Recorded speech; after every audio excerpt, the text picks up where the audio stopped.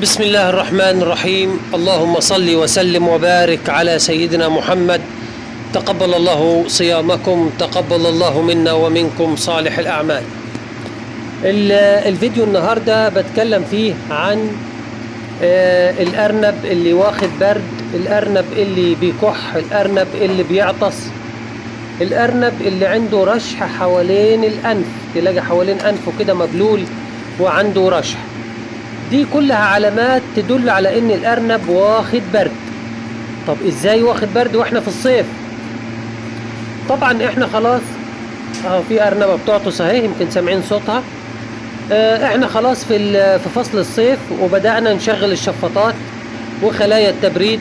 فطبعا ده جو مختلف على الارنب غير جو الشتاء. طبعا في تيار هواء، في رطوبه، بيبدأ الأرنب ياخد برد، ومن علامات البرد الرشح حوالين الأنف، العطس، الكحة.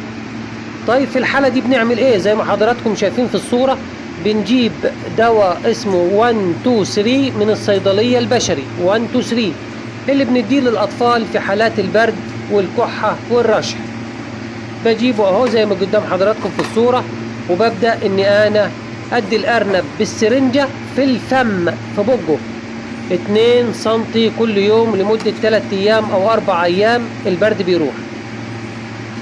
لو أنا أهملت في علاج البرد بيقلب معايا بالتهاب رئوي، والالتهاب الرئوي بيسبب موت الأرنب. فياريت إن احنا ما نهملش البرد وعلاج البرد عند الأرنب.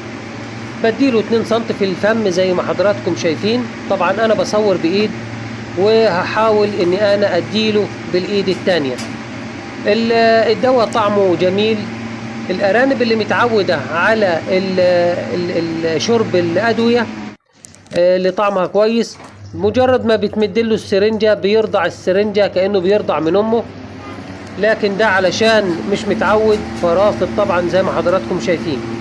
هضطر إني أنا أوقف التصوير وأسيب التليفون وأديله العلاج بتاعه، وبعدين ارجع افتح الكاميرا تاني. زعلان اهو، بيقول ايه اللي حاطينهولي ده. ما تنساش تشترك في القناة وتفعل زر الجرس وتعمل لايك للفيديو علشان ينتشر لأكبر عدد من أصدقائنا، عشان كل الناس تستفاد معانا. رافض الأرنب وبيقطع العلبة اهو، بيقول ايه الزحمة اللي عملتوها لي دي. طيب هوقف التصوير.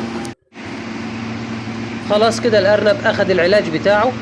هحاول أوري لكم فم الأرنب. بصوا بق الأرنب بقى كله أحمر كأنه حاطط روج أهو. وممكن تبص تلاقيه مسح وشه كله وجسمه كله باللون الأحمر، مش مشكلة. المهم إنه أخذ العلاج بتاعه.